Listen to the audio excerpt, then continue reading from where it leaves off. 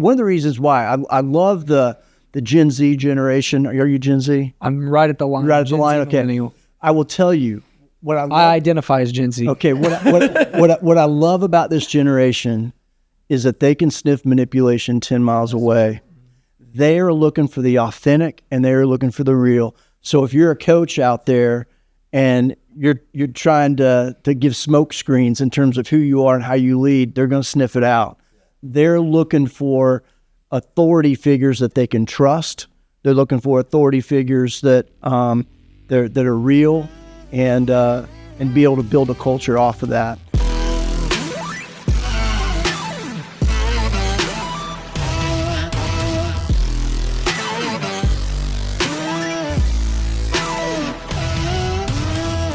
Hey guys, welcome to the Game Changers Lead podcast. We're cultivating culture and shaping the future of sports with our conversations.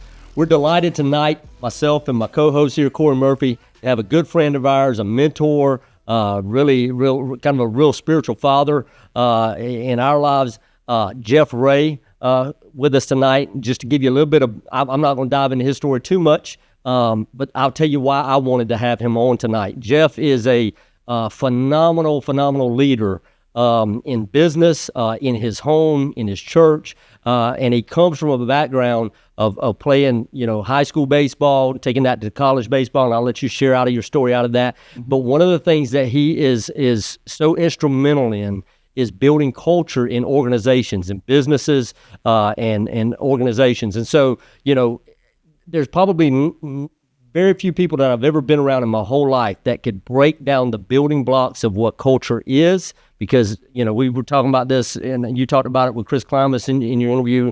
Klimas, one of the things he pointed out was that it's kind of become a buzzword, but nobody really knows like what it is or how you build it. And so, I wanted Jeff to come on tonight. I feel like he's got a lot that he could impart about this subject. And so I just want to cut it loose. It's good to have you in the studio with us tonight. It's great to be here. I really appreciate you guys bringing me in and taking the time. I look forward to sharing.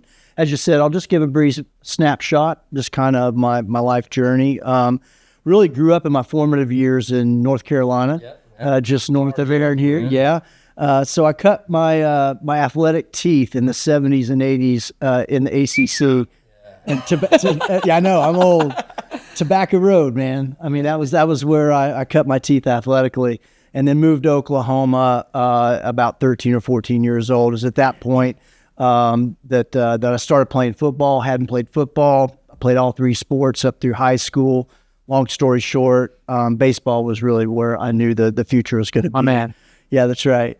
So had an opportunity to sign with Mississippi State, Arkansas, OU, Oral Roberts. I chose ORU, hometown college, and to be honest with you, it's where I got the most money. I didn't come from a family with a lot of money, so it really made sense, and it was in my own hometown.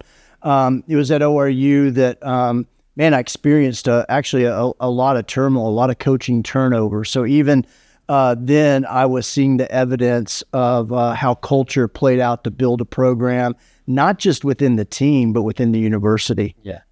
There were some major issues in the late 80s there that I won't get into, but it really showed me a lot of what to do and what not to do, even at a young age. And so out of that, I started my career in Tulsa from a business or professional perspective. And I worked for a lot of family-held companies.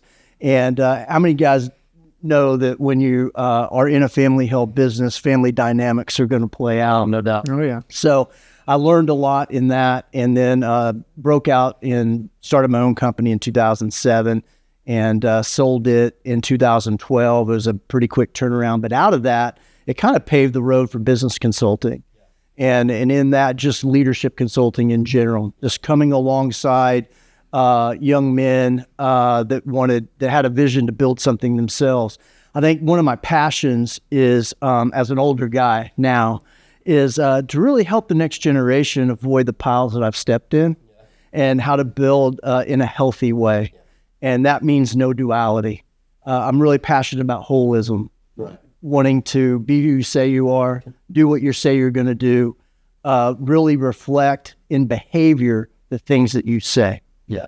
And so at a base level, That's really what I've tried to build cultures and what I've tried to build companies on. Yeah, I love it, man. See, when you talk about that duality thing, Yeah. the whole idea, and I think this is a struggle for a lot of coaches, because I'll just say it, and I've been around a lot of coaches and 20 years of coaching, and we all have like our hangups, and we all have our challenges, and we all have our issues. Yeah. But where you've got somebody who's like, man, I'm here and I'm pouring into the lives of young people, but yet they got this thing going on in their personal life, Yeah. And I mean, I battled through some of that myself, where it and you bring that with you, right? Talk to us a little bit more about that, like from a just a personal standpoint. I know you got an amazing story, even in things that you walked through. Yeah. I mean, the truth is, I came out of an addictive family, so that generational propensity of having an addictive personality is a double-edged sword. Yeah. Great in terms of drivenness, Yep. and creating goals and whatnot, but also a challenge because I had a hidden life. The truth is, I didn't understand transparency. I hadn't been authentic with one individual my entire life out of the fear of being rejected. Yeah. I could, at a young age, be in a room and read the room well enough to know what I needed to be to get the desired feedback that I was really designed to get from my Heavenly Father, but I was looking for it from man. So I could be a chameleon, which, that can get you a little bit in sales and in building, but then there's a point of diminishing return, right? And that happened in my marriage 10 years in. It was at that point, my wife and I call it D-Day. It was the first time that I had really been honest and authentic about my life. And I had some addictions driving my life that created that duality. Right. And there was a duality, and it was the demarcation point of whether I was going to step forward and continue in that duality, or whether I was going to embrace truth in the entirety of my life, so that I really could step into, I believe, of what I was called to do. Yeah. What you talk about, we're talking about building blocks of culture, and I stated before the podcast, I think what you do so well, excuse me, is talk about the building blocks, because we've talked about it all throughout this podcast. Culture can really easily become a buzzword. Yeah. And you are incredible at pointing out, identifying, and finding out the heart of like, why are you doing what you're doing? Why does God care that this exists? Yeah. And what is the purpose that you want expressed out of this thing? And culture goes beyond sports teams, but specifically in sports programs and in business. Sure. Like, what's the journey of you discovering, hey, here's how I can help people figure out what is driving their business, or what's driving the culture that they've created? I think the first thing is to look at the individual that God's birthed, either the opportunity, the team, the organization, the business through, and then helping them discover the two most important things in their life. One is their purpose inside that organization. The second is, why did God put them on this earth? And I know that sounds really basic, but whether you're at Walmart, whether you're leading a team, whether you're leading an organization, what is it that you're called to do in terms of how you lead? And so, with that, I think there's you can't take someone where you're not willing to go. So I think being really open and honest about your journey, and as Aaron was touching on there, just being transparent in how you lead is really, really important at the foundational level. Here, one of the reasons why I love the Gen Z generation. Are you Gen Z? I'm right at the line. Right at the line. Okay. I will tell you what I identify as Gen Z. Okay. What I love about this generation is that they can sniff manipulation 10 miles away. They are looking for the authentic, and they are looking for the real. So if you're a coach out there and you're trying to give smoke screens in terms of who you are and how you lead, they're going to sniff it out. They're looking for authority figures that they can trust. They're looking for authority figures that that are real, and be able to build a culture off of that. That's where the duality thing's so important. Exhibiting the behavior that lines up with what you say. I think, and that's probably a good pathway into the difference between culture and climate. So everyone talks about culture. Man, I want to establish a great culture, a healthy culture. I mean, fill in the adjective. But the truth is, you got to establish the climate before you can establish the culture, because the aggregation or the sum of the climate is the culture. So you might ask Jeff, what is climate? Climate's the behavioral norms that individuals, team members, those that are part of a business or a church need to exhibit to be able to fit in and to be able to add to and contribute to the culture. So it's your core values if you have them in the company. I can't tell you how many companies that I've consulted with feel an obligation to have core values because everybody does, and they're on the wall and they're on the website. I'm telling you, they no more exhibit those core values and what they do, than a hole in the wall. So I mean, there's that duality, right? Right. So I think the climate piece is really big. That's the lens or the filter that we see everything through, that we execute everything through. So, as a coach, what is it, regardless of what the game plan is, what is it that we're going to exhibit, not only on the court, but what are my players going to exhibit in the classroom? Yeah. What are they going to exhibit when they're at Walmart? What are they going to exhibit when they're on a date? Yeah. Right? I mean, those are that's the holistic, I like calling it the whole person. It's just not the athlete person. Right. It's the whole person. You want to build whole young men and women, because many of them don't have that reinforcement at home. I didn't. That's part of my story. I had somebody invest in me at about 14 years old. I didn't even have the terminology of what a spiritual father was, but that's what he was, and he's the one that put me on his hip and spoke into me and really was kind of a father of the faith. So, man, yeah. I one of the things that I talk about a lot is two ways to inspire people, or two ways to motivate people. And I think motivation is such a big part of, when you're talking about coaching.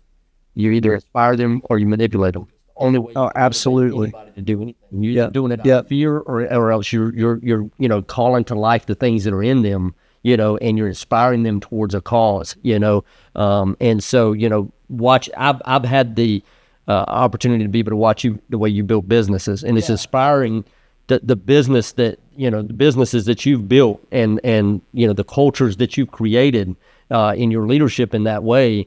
It calls people to something. Like there's no control, there's no manipulation, there's no hidden agenda. It's really just about, man, I just want to pull out the best in you because it's what God's put in you, and I think coaching is the same way, right? It's like, that's the goal, is for us to create environments that pull out the best in, the athletes that we coach. And if we can't do that, then that climate piece of what you're talking about, it's not going to build a positive culture. Right? I talk about how there's culture by default and there's culture by design, and it's only one of the two. You have to be intentional, right? Because anything left to itself, the law of entropy is going to take over. Absolutely. And it's going to create chaos. Absolutely. And I've been a part of athletic programs that are dysfunctional in that way. Yeah. And I've been a part of programs that were intentionally designed, and there were specific things, standards of behavior that we called our athletes to, and really kind of tried to drive home that. Were we perfect in it? No, we weren't, but we were constantly learning, constantly trying to figure out a better way to bring out the best. And I think the only way to do that is really through inspiring. It is. And given athletes, I think even today, giving athletes maybe a picture of what you want to exhibit. If I could give you a word picture, kind of do this in the companies too, that if our culture were to represent a tree and the branches were those behavioral norms and those core values, good and bad, you take those back down to the root. It's either coming out of a love root or a fear root. Yeah. That fear root's the manipulation piece. When you're fearful as a leader, you're going to manipulate to the point, and this is a tough word, but to the point of even abusing and not know that you're doing it. Right. And so, but a love root, I think there's misunderstanding there. When I say love, I'm not talking about willy-nilly. What I'm talking about is loving people enough to create a clear definition of where they fit into the vision of the program, of the company, and clear accountability in terms of their actions and in terms of their contribution. Yeah. So I think that's something that that's misunderstood a lot, is that when you love someone, it means clear boundaries, clear definitions of their contribution, expectation, and so I see a lot of leaders back off of that because of fear of judgment, Yeah. and whatnot, and they're just not clear. Yeah. Yeah.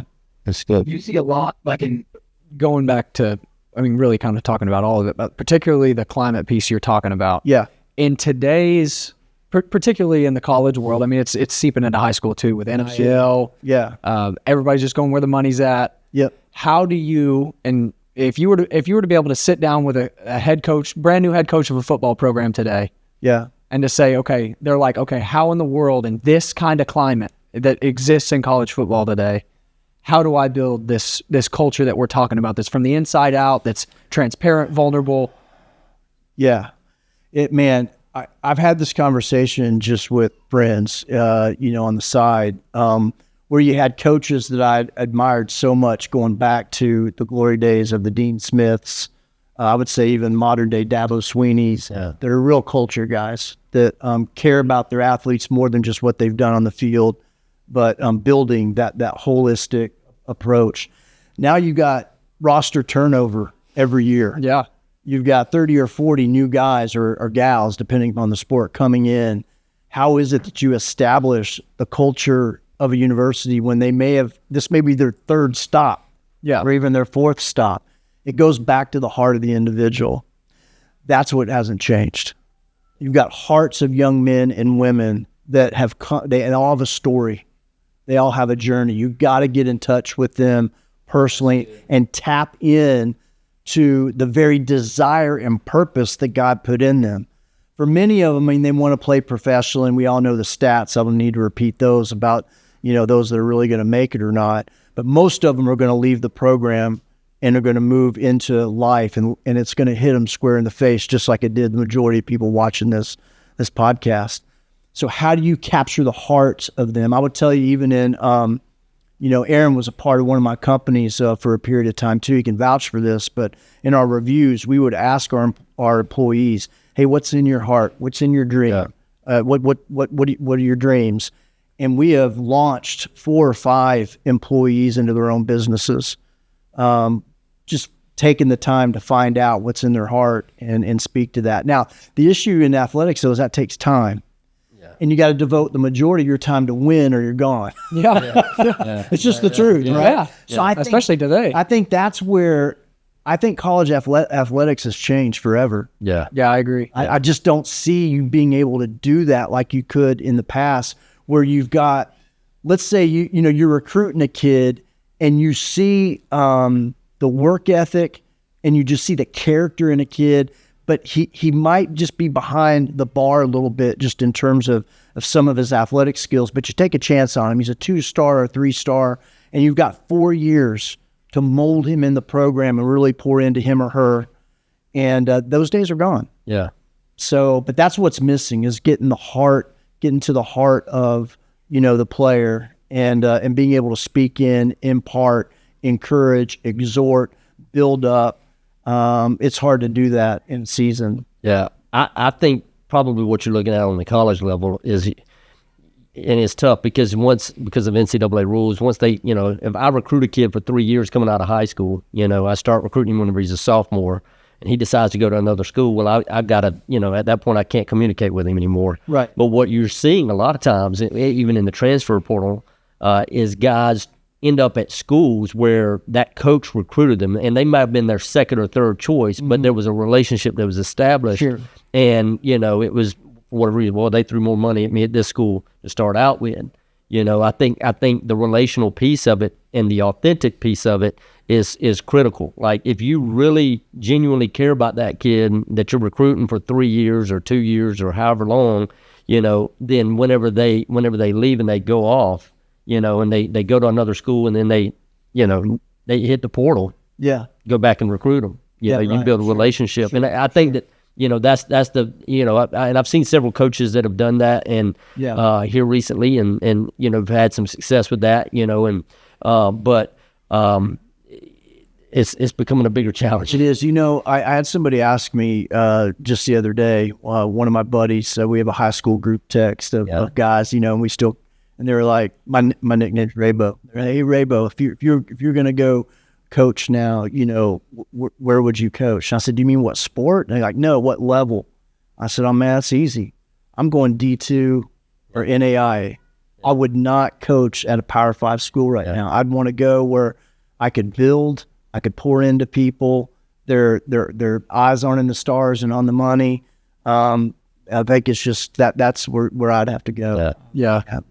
That's the story of Climas. Yeah, that's what I was about to say. Yeah. I mean, we just had Chris Climas on. He was on with Corey. Really? I know. By the way, I know his dad. I know. We talked about that. Yeah. And I loved that interview. I wasn't able to be here that night whenever Corey was with him, but going back and watching it, man, it was just a powerful interview. And you can see that. You see the heart and the passion that he has for Rogers State and for just the young men that he's coached. There was an authenticity about him that I loved. Really, you can tell the difference he's had, he's making in these guys' lives, and the relationships that have continued on. No question. So it's a sad state of college sports. As somebody who is very passionate about athletics, has a deep love for athletics, it's really sad because that kind of culture is being the culture of athletics in general at the Division I level. It's not just the kids chasing the money anymore. Like that's true. The coaches too. Yeah. And it's even the parents in high school. Yeah.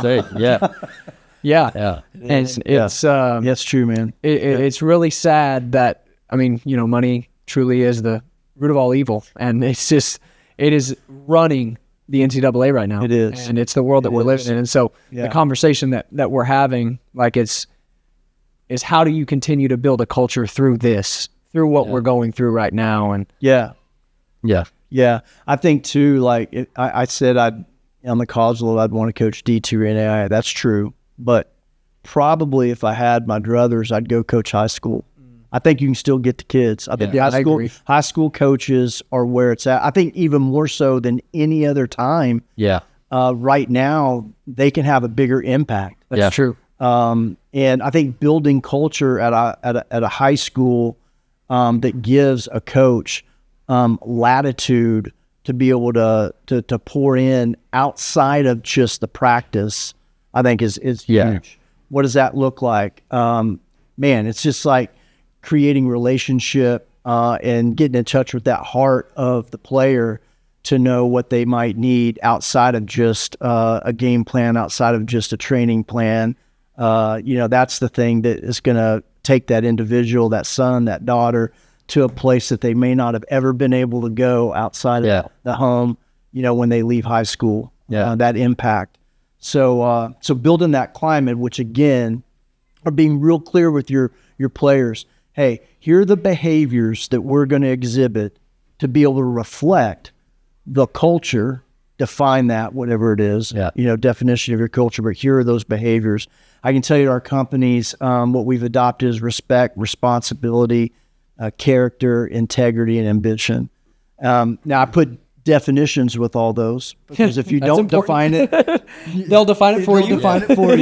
But you put definitions with all those, and then we have what we call a CARE initiative, and CARE is an acronym, but it stands for conscientious, accuracy, responsive, and engaged. Yeah, and so we just don't want to exhibit the core values alone in all we do. The CARE initiative is how we treat one another internally, and then what we want to show those outside of the program or outside of the business in this case. I love it. So kind of the way I use the definition for culture, a lot of people say, well, how do you define it? The best definition I've ever heard is that culture is what happens to you when you're in it. It's kind of, there's no clear I like it. indication, but it's like it's what happens to you when you're in it. So with that question in mind, okay, being a guy that has built cultures across organizations, if you were looking, knowing what you know now, being the high school athlete that you were, okay, knowing what you know now, what would you be looking for in a culture to shape you for the future that you've encountered? You know, like if you could go back, like you didn't know it at the time, like what it was, right? Because I didn't, you know, I played for Coach Steve Smith at Atlanta High School in basketball, and I didn't know like what I was a part of at the time. Yeah. You know, but you can look back on it and you can see the impact it made on you. What would you be looking for? Yeah, I think the first thing would be a clear vision of why we're there and why we're doing what we're doing. I know that sounds basic, but for the lack of vision, people perish. Right. Like you know, so we need to know that. Secondly, I'm looking at the coach and the reflection of their life and how they impart to other kids, how they communicate. And I'm looking for right order. Yeah. Like, so what do I mean when I say right order? It means, does he command the respect of the team? Not because it's a dictatorship. There is right order, you know, but because he's including the players. The players need to understand, whether it's a player or whether it's a employee, they need to understand, one, that they're valued beyond what they provide. Yeah. So if not performance. Yes, if not, then it's just a transactional relationship. Right. So I'm not looking for that transactional relationship. I'm looking where there's a glue that says that people fit, you know, in the vision, and they know what that is. They can regurgitate it. If you ask them, hey, why are you part of this program? You get the same answer, because it's been imparted into them. And then, you know, if that's the case, then they're functioning as one at the heart level, even if they're off on the court. Yeah. Like they're together. So that means that there's not any ivory towers, there's not any division. Mm-hmm. There's no terrorists within the program. Yeah. You know what I mean by that? Yeah. I mean, like they're the ones that's gonna make it all about them and whatnot. It's all for one for all. So I would look for that in the culture. I would look for, from a leadership standpoint, I would look for humility. I would look for a coach that is humble, submitted, and teachable. Yeah. I mean, none of us arrive. I mean, there's always more to learn. So, you know, if a coach exhibits that, then it's going to draw that out of his players. That's true. Yeah. And if they're in a posture, it's one of the things that I like to describe in terms of culture within our companies is I want to exhibit a fathering paradigm. Now, a lot of us have been hurt by father figures. Yeah. I'm talking about a pure sense of what a father should be. Yeah. And that means you give a clear pathway for the son or the daughter to be able to step into the very thing that they were designed and called to be. And most of them don't have a clue. Yeah. So you're helping them define that individually. And then you're really clear about how that fits into the vision of what we're doing. Yeah. Like even if you're the ninth man, like you've got a place here. And let me tell you what that looks like. Yeah. You know, so that's what I would look for if I could look back. Man, I love it.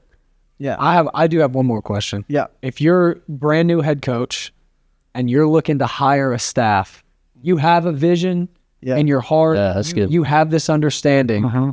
How is, you know, maybe there's a future head coach out there and they're going to hire a staff. What are you looking for in the guys that you're hiring? And how do you know that, you know, you're not, I mean, of course you can only know to a certain degree that you're not getting lip service. Yeah. But how do you go about hiring a trusted staff of individuals that are both qualified to hold the position and also are going to align with the culture? So I think that you do your due diligence, your pre-qualifiers based on the minimums of what you know they need in terms of acquired skills before they ever come through the door. So, but when you do that, and then you've got a pool, I'm looking for the young man or the young lady that will tell on themselves. Yeah. Yeah, they'll be honest. Oh, I am like if they're trying to sell you a bill of goods, I mean, come on, we've all missed it 9 ways to Sunday. Yeah. So I go back to the HST, which is the acronym for humble, submitted, and teachable. It's a postured heart of saying, hey, I'm here to serve. I'm not here to dictate. You know, that's so important to be able to build with. If not, I'm not saying you can't win, but you're going to have trouble building year to year with coaches that can't align in that regard. And it's tough for them to someday step into their own vision if they haven't first served somebody else's vision. Yeah. That's good. And so they really need to be able to do that. And it's not like an authoritative, like you're lording it over someone. I mean, the way that I like to describe it is, most organizations look like this pyramid where you've got the coach or the business owner at top. And truly, you need to invert it as a true servant leader, where the last shall be first, the first shall be last. Give us some scriptural references there. But really, that's what it is. You need to exhibit your ability to want to serve as a means to lead and to create what I call value-based trust. Yeah. Among the culture. That's good. Value-based trust. Yeah. I like that. Yeah. Man, I love this. It's crazy because we're in this process right now where, for the last 20 years, from coaching, of building, a business that comes alongside athletic programs and, Sure. And supports them in leadership development and character development and, culture building, all of that. And so many of the things, and some of this I've learned from you, I've learned, and have dumped it into a lot of what we're going to be doing. But, there's so much that aligns with it, whenever you start talking about the servant leadership and understanding that as coaches, that's our end goal is not the championship. The championship is the byproduct of building. It's the fruit. Great, that's it. It's the fruit. It's, Focus on the people, focus on the players. The fruit, if it's a business, is profits. Right. And if it's an athletic program, It's wins. It's championship. it's the ring. Yeah. Yeah. Right. Yeah. So, yeah. Yeah. I have a saying that a championship is building memories, but culture builds meaning.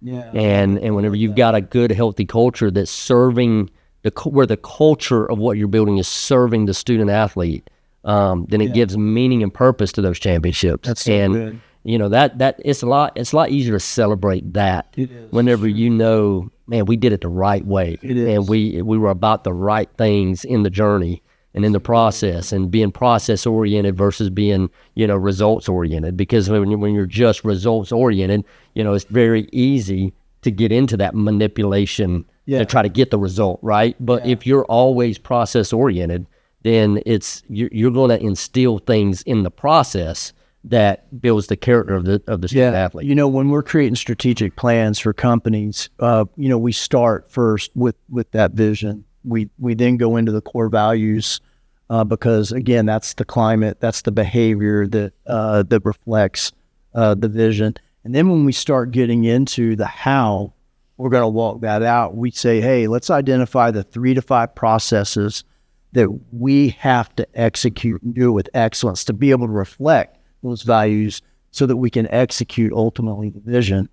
And when developing process, one of the things that I'm passionate about is that it's very difficult to effectively lead what you can't accurately measure. Yeah, exactly. So we measure everything for why? Because it's a clear feedback loop on the player, on the team, on the drill. Yeah. I mean, athletically, I'm keeping score on drills. That's right. Yeah. You know what I mean? And they're accountable to that because, again, that's love. Yeah, it is. Being really, really clear on that. So we really keep score on everything. And, those 3 to 5 processes, you want to create standardization. You look at programs that are really, really successful historically, and they know how to run the system. Yeah. Whatever is the offense is or whatnot that they put in place. And there's a how that they do it. Saban. Execution. Yeah, and you want a little bit of latitude. I don't want to lose the creativity of the individual. Right. But standardization, by definition, is removing employee or player choice to create a consistent result. Repetitive. Right. Yeah. So, you want to be really clear, here's the sequential process of the how we do what we do, and here's why. Yeah. Now, you've got a little bit of latitude here within these bookends, and we want you to be you, and we want you to exercise the God-given gift you've been given, but inside the process that supports ultimately the vision. Yeah. So then there's alignment. Everybody's in alignment. You don't have, the player that's trying to do their own thing that's really, oil in the water. Yeah. Okay, I lied. I have one more thing. Good. You talk about that, and like you talk about let's talk about the process, and you have somebody, you know, athlete, business member, employee, whatever it is. You're always going to have some that go against the grain, try to do their own thing. Yeah. If you would talk about IDS for a minute, because sure. I think that dealing with conflict within a team, a business, an organization, whatever it is critical. And I love what you teach on this. Yeah, I mean, true entrepreneurship, and I take it through the realm of coaching. So I would say coaches that are passionate about leading forward and continuous improvement. IDS is our continuous improvement tool. What does that stand for? Identify, discuss, solve. Why do we put that in place? Because we've got to be problem solvers to be able to move from the current to the ideal. So from a team, hey guys, I got to be honest about the assessment of where we're at right now. This is where we need to be. And I list that in terms of metrics, in terms of, you know, performance metrics. But then we do an IDS process that says, what are the frustrations? What are the pain points? What are the choke points? What are the things that are inhibiting us from moving towards the ideal? We're going to get them all out and on the whiteboard. We're not going to worry about order. Then we're going to prioritize them, and we're going to discuss and solve these so they never happen again. These are the things that everybody's experienced on a team or in an organization that are never discussed. Everybody knows they're in the culture. Yeah. No one's dealing with it. It's the thing that at the water cooler everyone's talking about, but they may be afraid to bring up to the coach or the business owner because they don't know how to respond in a way that is healthy and to want to invite honest feedback for whatever reason. So the IDS process is huge for us. It's a big part of our weekly meetings and strategic plan. So like with an athlete in particular in this example, athlete going against the grain, you talk, you identify, what does that discussion look like from coach to athlete? Yeah. I think we take everything back to the core values. Yeah. We do. We just say, hey, your behavior here is not exhibiting respect. What's the definition of respect? We do what we say we're going to do when we say we're going to do it. You know, you've got an issue here with responsibility, you know, because you're not showing up on time or whatever it might be. Always take it back through those core values because, again, that's the climate.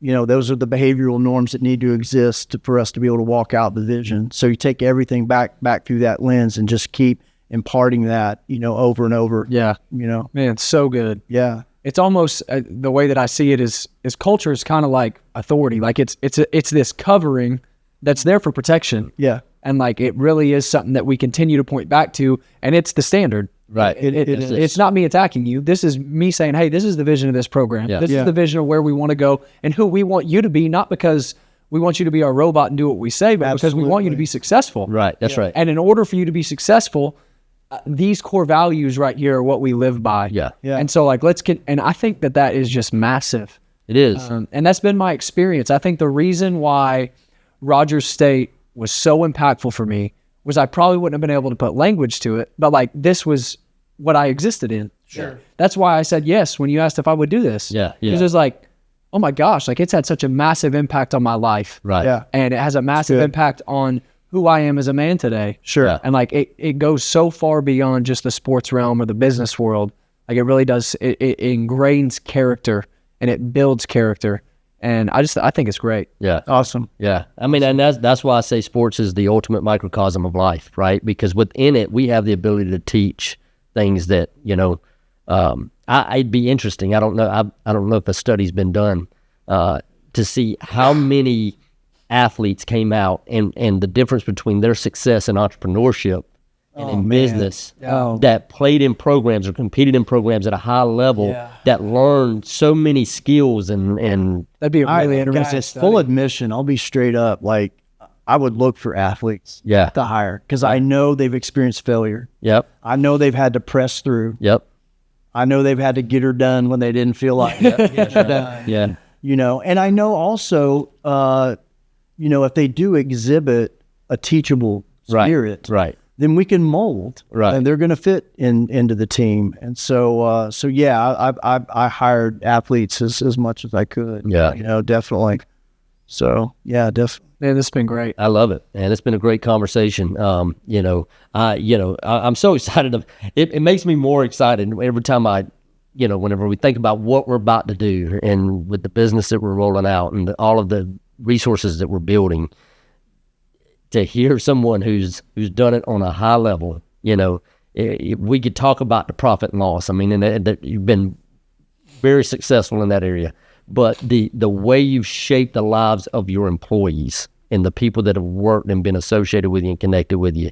And, I know that you're hearing tonight from somebody who's been through it and who's done it, who's learned from the mistakes, as you shared out of your story, but has built a system and I don't know exactly what I would call it, but basically a system. And I think a blueprint. A blueprint of how to build successfully. And so, man, it's good to have you in the studio with us tonight, sharing this conversation. I can tell you, just having walked with you and having you walk with me through some of the darkest seasons of my life. Yeah, man. The impact that's had on me. Yeah. And man, I'm so appreciative. I'm so grateful. Yeah. And out of this, I felt like there was real sense, and I told you this, 3 years ago, I think it was, that like God was really putting this burden in my heart to use my experiences and the gifts and the abilities and the things that I've learned from you, things I learned being a coach for 20 years, being an athletic director, to figure out a way to, how can we come alongside and serve? And it's understanding these principles and serving and teaching the principles and leaning into programs that really are serious about shaping the lives of young people, not just winning games, but really changing futures, changing generations. Yeah. To me, that's what it's about, right? Yeah. And so I'm grateful for this conversation tonight, Jeff. It's been an honor to have you in the studio with us. It's been great. Thanks for having me. I appreciate it, guys. Hey guys, make sure you hit the like and subscribe button and check out all of the other episodes that we've had. Man, we're so excited about what we've got coming and can't wait to share it all with you. Thanks.